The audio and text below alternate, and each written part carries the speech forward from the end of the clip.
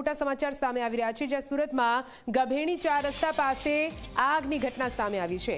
Highway પર ખુલ્લા પ્લોટમાં વેસ્ટેજ કપડાના ગોડાઉનમાં અચાનકથી આગ ભભૂકી ઉઠી। જી હા, શોર્ટ સર્કિટના કારણે આગ લાગી હોવાનું પ્રાથમિક અનુમાન વ્યક્ત કરવામાં આવી રહ્યું છે।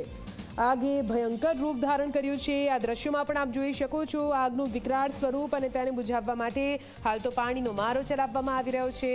તમામ વેસ્ટેજ કપડાનો માલ બળીને ખાખ થઈ ચૂક્યો છે। આગની ઘટનામાં કોઈ જાનહાનિ નથી થઈ। આગ પર સતત પાણીનો મારો ચલાવી કાબુ મેળવવાનો પ્રયાસ ચાલુ છે। બે અલગ અલગ દ્રશ્યો ટીવી સ્ક્રીન પર એક તરફ જુઓ આગે કઈ રીતે વિકરાળ સ્વરૂપ ધારણ કર્યું છે, અને આગને બુઝાવવા માટે અહીં કેવી રીતે પાણીનો મારો ચલાવવામાં આવી રહ્યો છે। સાથે સાથે ઉચ્ચ અધિકારીઓ પણ ઘટના સ્થળે પહોંચ્યા છે।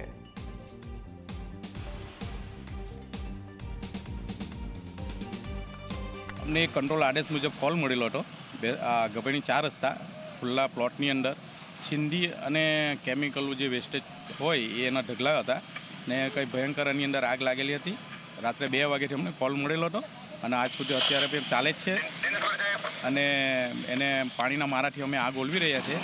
હજુ સતત પાણીનો મારો ચાલુ જ રાખેલો છે। સર, કોઈ જાનહાનિ કે ઈજા થઈ નથી, અને જ્યારે પણ આગનું જે સ્વરૂપ હતું એ ભયંકર હતું, અને એને હાલ અમે કંટ્રોલ કરી લીધું છે અને કુલિંગનું કામ ચાલે છે।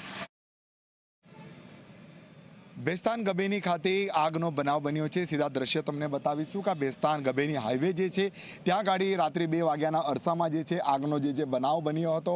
ફાયર વિભાગને જાણ થવાની સાથે તાત્કાલિક અહીં કાફલો દોડી આવ્યો હતો અને સતત આગ પર પાણીનો મારો ચલાવીને કાબુ મેળવવામાં આવી રહ્યો છે।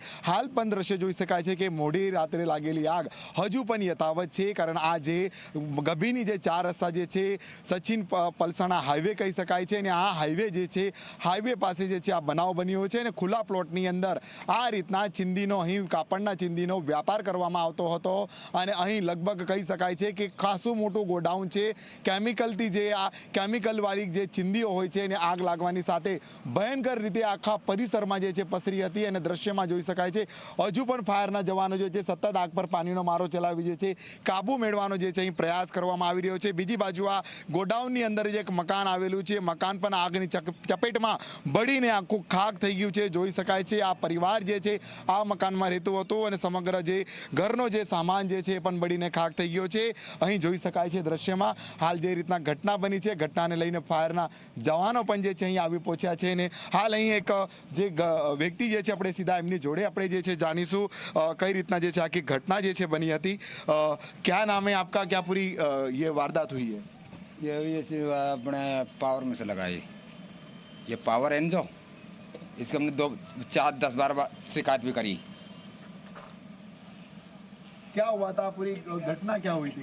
घटना तो हम तो सो रहे थे है ना, अब अगर दोनों 2-3 बार यहाँ ने शॉट मारता था तो हमने 6-7 बार कंप्लेंट करा था बिजली वाले इनको, तो बिजली वाला बोला ये पूरी लाइन बदलेंगे, पूरी लाइन बदलेंगे, बदली नहीं इनने। फिर ये आपके घर में क्या क्या माल सामान था जो जल गया? सब जल गया, क्या बचा? कुछ नहीं बचा हमारे पास।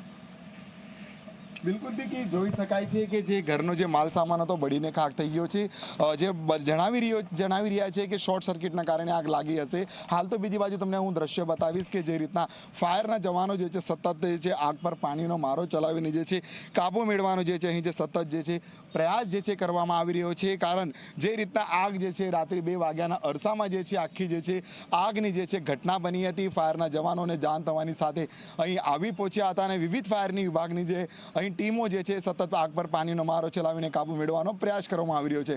જાણવા મળી રહ્યું છે ખુલ્લા જે પ્લોટ છે પ્લોટની અંદર ગેરકાયદેસર રીતે જે છે ચીંદીનો જે છે અહીં જે છે વ્યાપાર કરવામાં આવતો હતો, અને જે પ્રાથમિક માહિતી મળી રહી છે શોર્ટ સર્કિટના કારણે હાલ આગ લાગી હતી, અને આગ લાગવાની સાથે અહીં જે છે રેતા મજૂરોમાં પણ દોડધામ મચી ગઈ હતી, અને આગની ચપેટમાં એક ઘરનો જે મકાનનો માલ સામાન તો બળીને ખાક થઈ ગયો છે। અને બીજી બાજુ આગની જે ઘટના બની છે તેને લઈને હાઈવે પર ટ્રાફિક જામના પણ દ્રશ્ય જે છે સર્જાયા છે।